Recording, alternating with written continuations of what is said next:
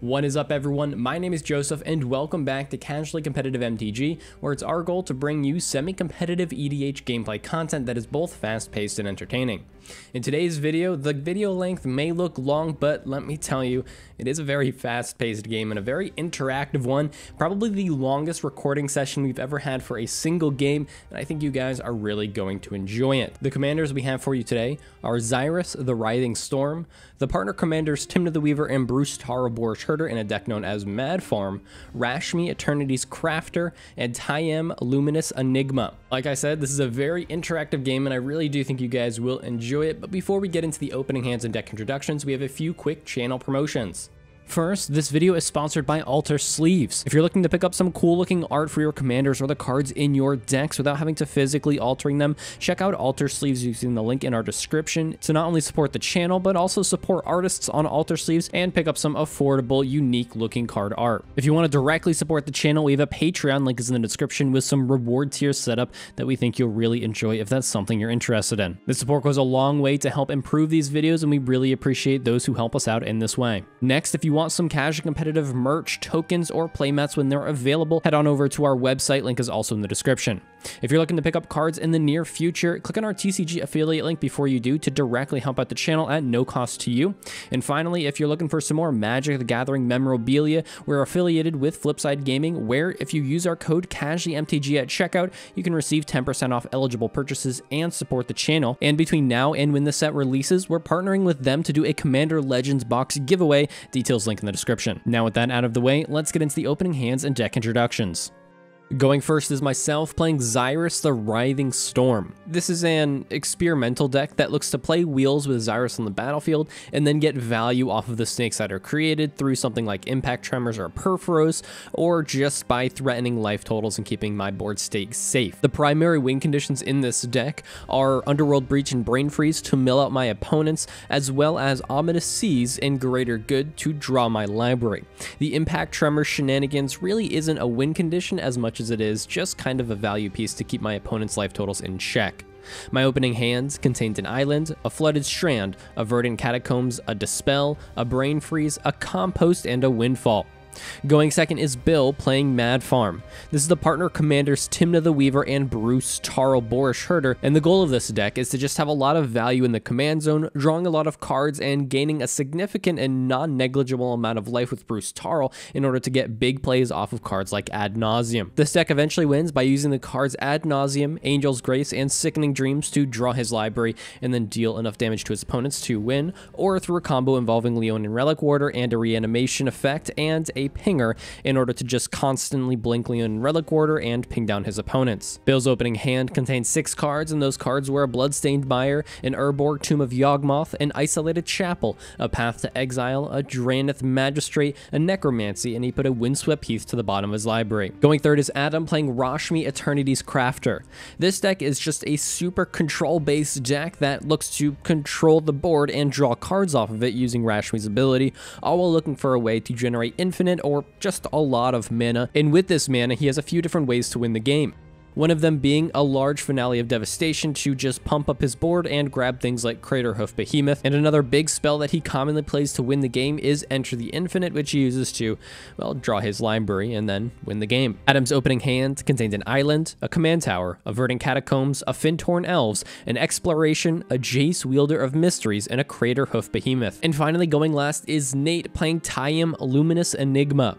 This is a very interesting deck that wins through common win cons in these colors like Leonin Relic Warder and a reanimation effect and a pinger, but it also has some unique combos that involve Tayam's ability. In combination with a Devoted Druid and a Lion's Eye Diamond, it allows him to basically put all 3 CMC or lower permanents from his library onto his battlefield. Nate kept 6 cards in his opening hand, and those cards were a Tarnished Citadel, a Marsh Flats, a Godless Shrine, a Carrion Feeder, a Carpet of Flowers, a Wall of Roots, and he put an Eternal Witness to the bottom of his library. Remember, if you want to watch these games live, we stream them weekly to our Twitch channel, link is in the description, and if you want to vote on your favorite commander from this pod, there's a link to a community poll in the description that you can use to vote for your favorite commander, which will appear in this season's fan favorites video. Now with that all out of the way, let's get into the gameplay. Joseph starts off this game by drawing, playing a Flooded Strand as his land, and then passing the turn to Bill. Bill draws his card, plays a Bloodstained Mire as his land for turn, and then gives the turn to Adam. Adam draws a card, plays a Command Tower, and then for 1 mana casts an Exploration. As a second land for turn, he plays a Verdant Catacombs, and he then pays 1 life to crack it to shock in a Breeding Pool, losing 2 additional life. He then taps the Breeding Pool to cast a Fintorn Elves, and with nothing left, he ships the turn to Nate. Nate draws his first card, plays a Marsh Flats, and then pays 1 life to crack it to shock in an Overgrown Tomb. He taps this Overgrown Tomb for a green mana to cast a Carpet of Flowers, and he then goes to his second main phase, and since Adam has a island, he adds a black mana to his mana pool. He uses this black mana to cast a Carrion Feeder, and he then goes to pass the turn to Joseph, and on Nate's end step, Joseph pays 1 life to crack his Flooded Strand to get a Breeding Pool to the battlefield, and he has it enter tapped. Joseph then goes to his turn, untaps, shocks in a Stomping Ground, losing 2 life, and he then taps his 2 mana sources to cast a Compost. He goes to pass the turn to Bill, and on Joseph's end step, Bill pays 1 life to crack his Bloodstained Mire in order to get a tapped Sacred Foundry to the battlefield. Bill then goes to his turn, untaps, plays an Isolated Chapel as his land for turn, and then taps for 2 mana to cast a Draenith Magistrate. Now, if you're watching the stream, you'll know that I'm not lying when I said the other 3 players at the table audibly groaned when this happened, and Bill, feeling pretty happy about it, passes the turn to Adam. Adam untaps, plays an island as his land, and then taps his mana to cast Jace, Wielder of Mysteries. He activates its +1 ability in order to mill himself for 2, and then draw a card. With nothing left, he passes the turn to Nate. Nate untaps, plays a Tarnished Citadel as his land for turn, and he then goes to combat and swings his Carrion Feeder at Jace. Nate then goes to his second main phase and adds 2 green mana from this Carpet of Flowers, and uses this mana to cast a Wall of Roots. With nothing left to do, he ships the turn over to Joseph. Joseph untaps, plays a Verdant Catacombs as his land for turn, and wanting to hold up some mana, passes the turn to Bill. Bill untaps, plays an Urborg Tomb of Yawgmoth as his land, and then taps his mana to cast one of his partner commanders, Tymna the Weaver. He then goes to combat and swings Draenith Magistrate at Adam. Adam declares no blockers, takes the damage, and Bill in his second main phase pays 1 life to draw a card off of Tymna's ability. With nothing left, Bill passes the turn to Adam. Adam untaps and starts his turn off by activating Jace's +1 ability in order to mill himself for 2 and draw a card. He then for a green mana casts a Wild Growth targeting his Command Tower.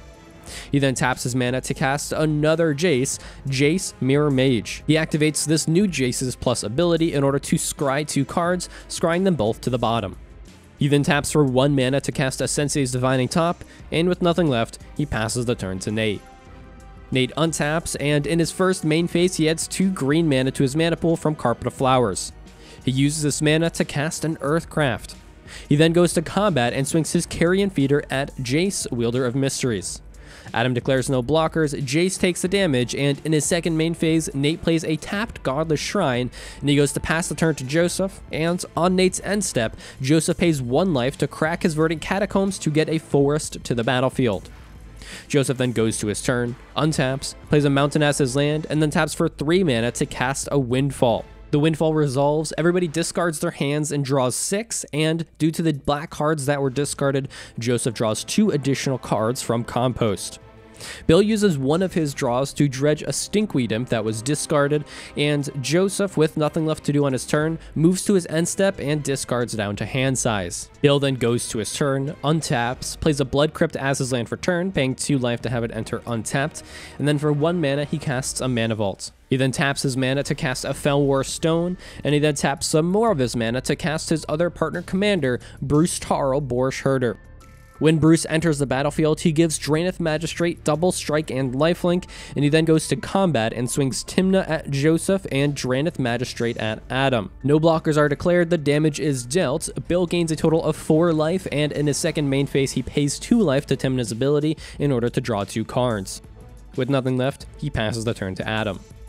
Adam untaps, plays an Ancient Tomb as one of his lands for turn, and an island as his second.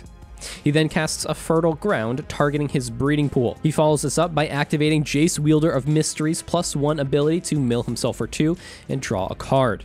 He then activates Jace Mirror Mage's +0 ability to draw a card, and he reveals a Dramatic Reversal. Jace loses 2 loyalty since it's a 2 CMC spell, and Adam follows this play up by casting a Priest of Titania. He then goes to pass the turn to Nate, and on Adam's end step, Nate taps for a black mana to cast a Vampiric Tutor. He tutors a card to the top of his library, loses 2 life, and Joseph draws a card off of Compost when the spell resolves. Nate then goes to his turn, untaps, adds 3 black mana from his Carpet of Flowers, and he then plays a Forest as his land for turn. He then takes 3 damage off of his Tarnished Citadel and taps some more mana to cast a Leonin Relic Warder. He decides to not target anything when it enters the battlefield, and he follows this play up by casting a Zulaport Cutthroat. He then sacrifices Leonin Relic Warder to Carrion Feeder's ability, and Nate's opponents each lose 1 life and Nate gains 1. With some of his remaining mana, he casts a Necromancy. Necromancy resolves, and when it enters the battlefield, he has it target the Leonin Relic Warder in his graveyard. Joseph and Bill pass priority, so when priority gets to him, Adam figures he needs to dig for some cards, so he responds by casting a Chord of Calling, X equaling 3. When it resolves, he tutors up an Uro, Titan of Nature's Wrath, to the battlefield, and when Uro enters the battlefield, he gains 3 life, draws a card, puts a Flooded Strand onto the battlefield, and then Uro gets sacrificed since it wasn't escaped. Adam then pays 1 life and sacrifices his Flooded Strand to search up an island to the battlefield. He then taps his Sensei's Divining Top to draw a card and put the Divining Top on top of his library, and with no other responses, Leonin Relic Warder enters the battlefield. When Leonin enters the battlefield, Nate targets the Necromancy with the ETB effect. In response, Joseph taps for a green mana to cast a Natural State, targeting the Necromancy. The Natural State resolves, the Necromancy is destroyed, and Leonin Relic Warder then dies. Nate's opponents each lose 1, Nate gains 1, and Joseph draws off of Compost when the Necromancy is destroyed. Nate then goes to combat and swings Carrion Feeder at Jace Mirror Mage. Jace Mirror Mage takes 2 damage, and Nate then goes to pass the turn to Joseph, and on Nate's end step, Bill for a black mana casts a Vampiric Tutor. It resolves, Bill searches a card to the top of his library, loses 2 life, and Joseph draws off of Compost. Joseph then goes to his turn, untaps, and then retaps for 2 mana to cast a Sylvan Library. With nothing left, he passes the turn to Bill. Bill untaps, and in his draw step loses 1 life to Mana Vault remaining tapped, and he then plays a Silent Clearing as his land for turn. He then for a black mana casts Entomb. Entomb resolves, and he puts a Leonin Relic Warder to his graveyard. When Entomb hits the graveyard, Joseph draws off of Compost, and Bill then goes to combat, swinging Bruce at Jace, Wielder of Mysteries, Draenith Magistrate at Adam, and Tymna at Joseph. On attack, Bruce gives himself double strike and lifelink. No blockers are declared, the damage is dealt, and Bill gains 8 life, and then in his second main phase, pays 2 life to draw 2 cards off of Tymna's ability. He then taps his mana to cast a Goblin Bombardment, and follows this up by casting an Animate Dead, targeting the Leonin Relic Warder in his graveyard. In response to this, Nate sacrifices his Zulaport Cutthroat to Carrion Feeder, draining his opponents for 1, gaining 1 life, all to draw Joseph 1 card off of Compost to look for an answer. The Animate Dead then resolves, Leonin Relic Warder enters the battlefield, and with the ETB effect, Bill targets the Animate Dead to exile it. In response to this ETB, Joseph for a green mana casts a Nature's Claim, targeting Animate Dead. Animate Dead is destroyed, Bill gains 4 life, and now being the second person to not be able to win with Leonin Relic Warder this game, Bill passes the turn to Adam. Adam untaps, plays a Flooded Grove as a land for turn, and then activates Jace's 0 ability to draw a card and reveal a Sylvan Library, dealing 2 damage to Jace in order to kill it. Adam follows this up by casting a Mystic Remora, and he then taps his mana to cast Enter the Infinite, being the third person this turn cycle to attempt to win the game. In response to Enter the Infinite, Joseph, being the hater of fun that he is, taps for a blue mana to cast a Swan Song. He doesn't pay 4, Adam draws off of Mystic Remora, and then Swan Song resolves. Now, quick note here, we didn't find a bird token in time, so there's not going to be one visually represented, just keep that in mind. Adam then, with the stack now clear, plays a Wooded Foothills as another land for turn, and he then pays 1 life to crack it to search up a forest to the battlefield, and then he taps for a mana to cast the Sensei's Divining Top. With nothing left, he passes the turn to Nate. Nate untaps, and in his first main phase, he adds 4 green mana to his mana pool from Carpet of Flowers, and he uses 1 of this mana to cast an Avacyn's Pilgrim, and then with nothing left, he passes the turn to Joseph. Joseph untaps, draws 2 extra cards due to his Sylvan Library, and decides to keep 1 extra, taking 4 damage. He then plays a Polluted Delta as his land for turn, and he then taps his mana to cast a Goblin Sharpshooter. He then passes the turn to Bill. Bill untaps, and in his draw step takes 1 damage from the tapped Mana Vault. He then goes to combat and swings Bruse and Tymna at Adam, and Draenith Magistrate at Joseph. On attacks, Bruse gives himself Double Strike and Lifelink, and Adam blocks Bruse with the bird that was never able to make it to the table. Adam then takes 2 damage, and Joseph takes 1, and Bill gains a total of 5 life. In his second main phase, he pays 2 life to draw 2 cards off of Tymna, and he then plays a Snow-Covered Swamp as his land for turn. He then taps his mana to cast a Stinkweed Imp, and follows this up by casting a Golgari Thug. With nothing left, he passes the turn to Adam. Adam untaps, and in his upkeep decides to pay to keep Fish around for another turn. He then activates Top to look at the top 3 cards of his library, and he then taps his mana to cast a Growth Spiral. He draws a card and puts a Waterlogged Grove onto the battlefield. He then taps for 2 mana to cast a Sylvan Library, and he then reactivates Top to again look at the top 3 cards of his library and rearrange them. He then goes to pass the turn to Nate, and on Adam's end step, Nate for a white mana casts an Enlightened Tutor, paying 4 extra to pay for the Remora trigger. Off of this Enlightened Tutor, Nate searches up a Sylvan Library to the top of his library, and he then goes to his turn, untaps, draws that Sylvan Library, and in his first main phase, he adds 4 green mana due to his Carpet of Flowers. He uses 2 of this to cast Sylvan Library, and he decides to use some more of his mana to pay for the Mystic Remora trigger. He then goes to pass the turn to Joseph, and on Nate's end step, Joseph pays 1 life to sacrifice his Polluted Delta to search up a tapped Steam Vents to the battlefield. Joseph then goes to his turn, untaps, draws 2 extra cards from Sylvan Library, but decides to keep no extra cards.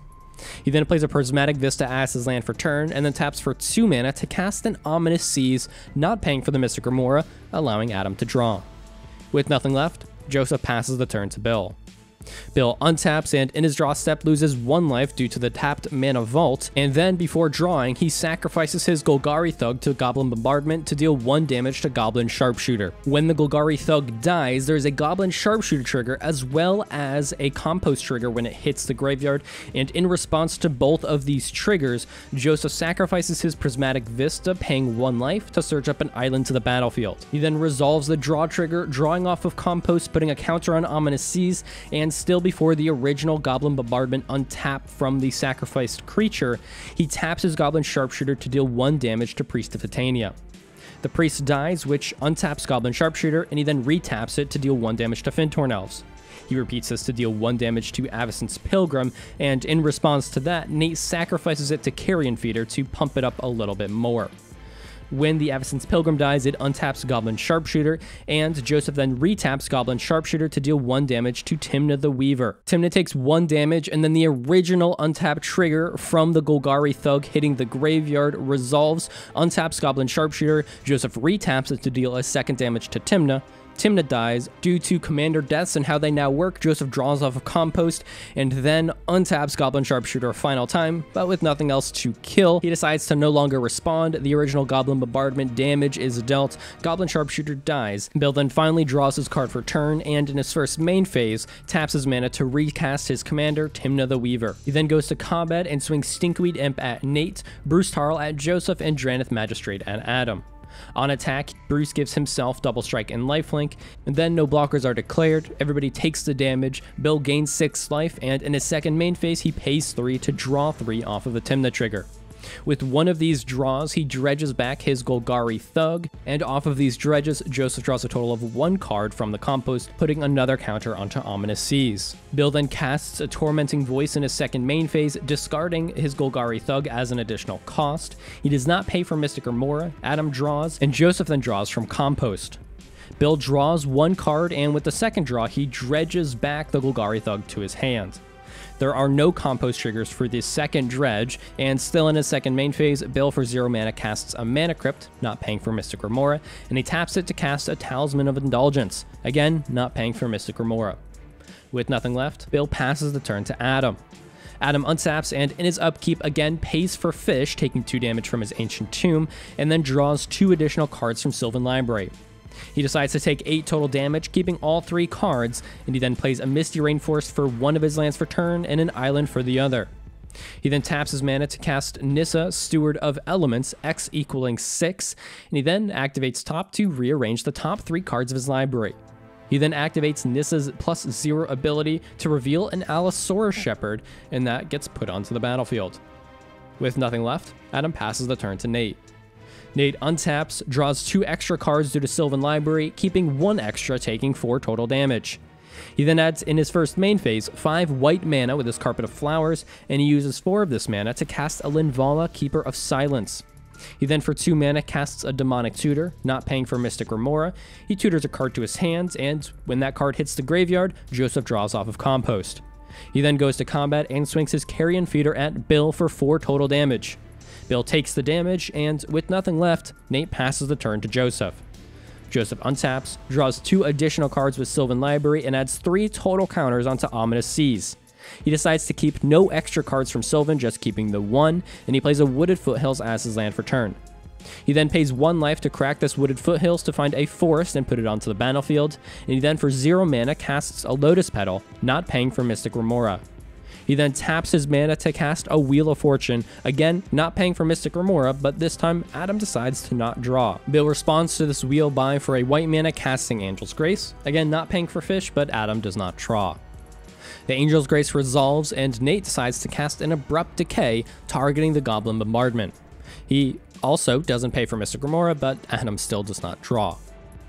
Bill responds to this by casting a Pyroblast, targeting the Ominous Seas, again not paying for Mystic Remora. Adam doesn't draw, and in response to this Pyroblast, Adam decides to just get it out of his hand, and he casts a Veil of Summer. In response to the Veil of Summer, Joseph for 2 mana casts a Negate, targeting the red Elemental Blast, not paying for fish. Adam does not draw, but then a card finally resolves, and Negate successfully counters red Elemental Blast. The Veil of Summer resolves, Adam draws, and Nate's Abrupt Decay then resolves, destroying the Goblin Bombardment.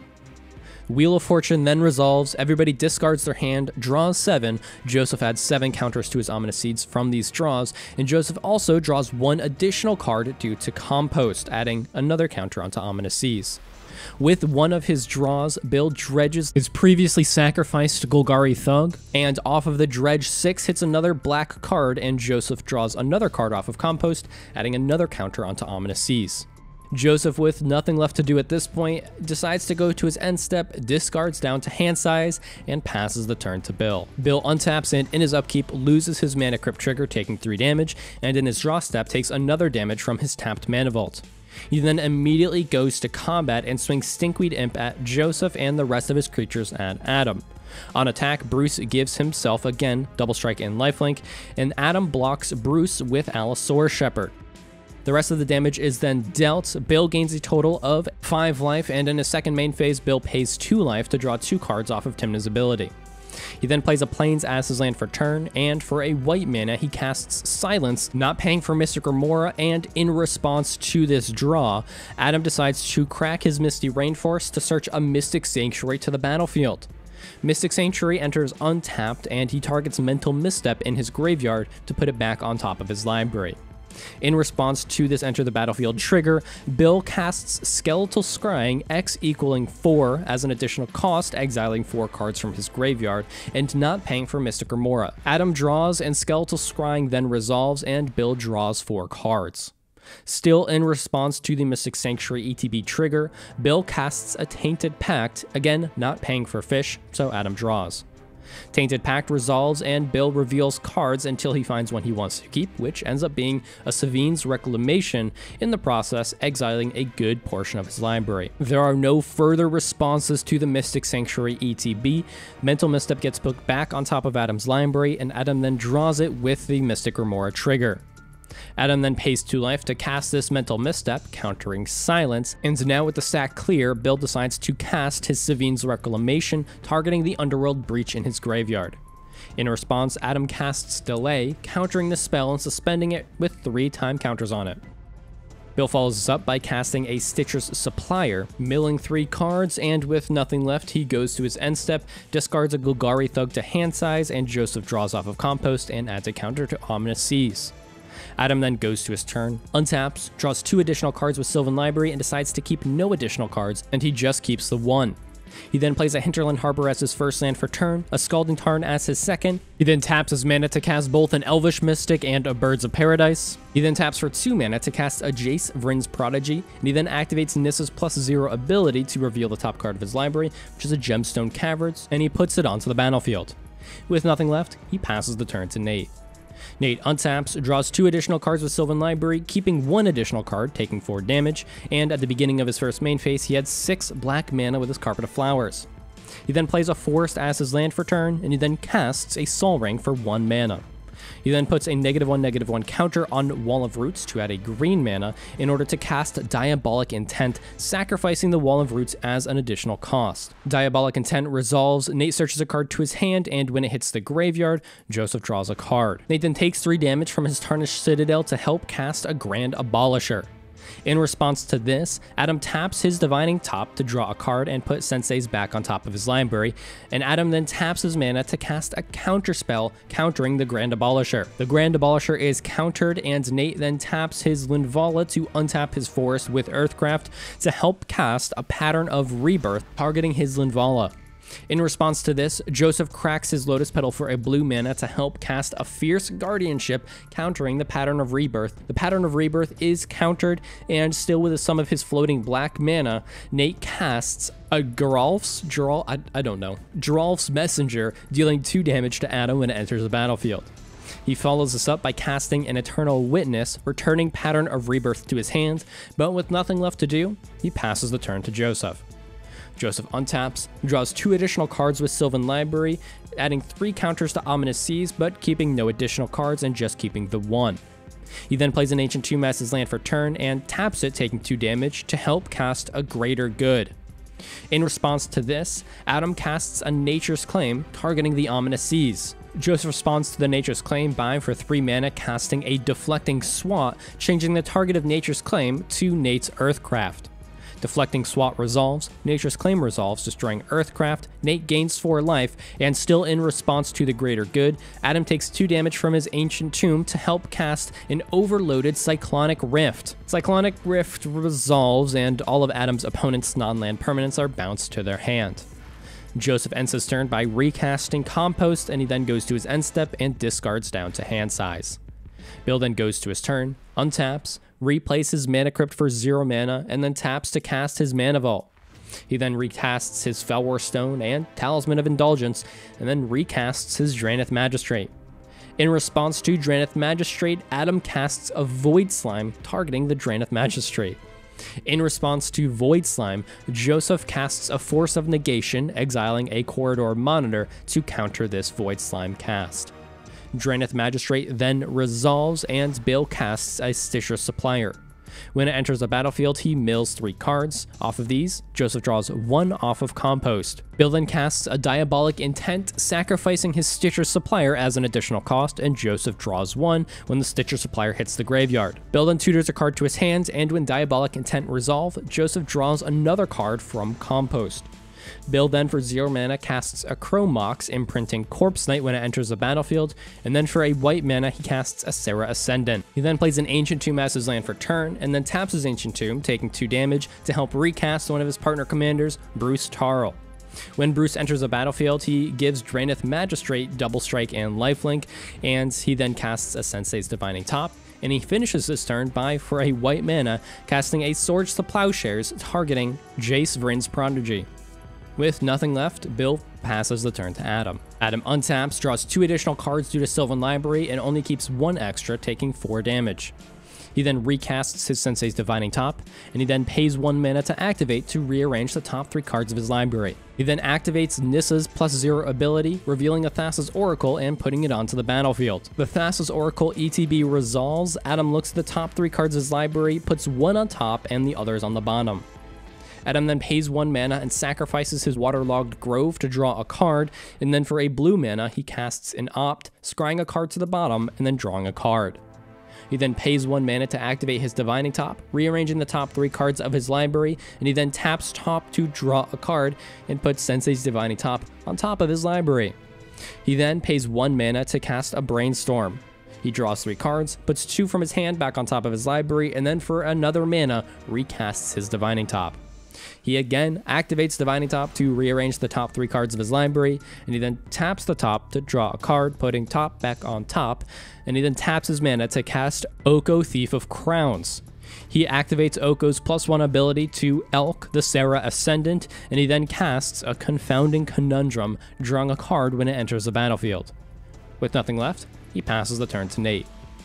Nate untaps, plays a Forest as his land for turn, and then recasts his Carpet of Flowers.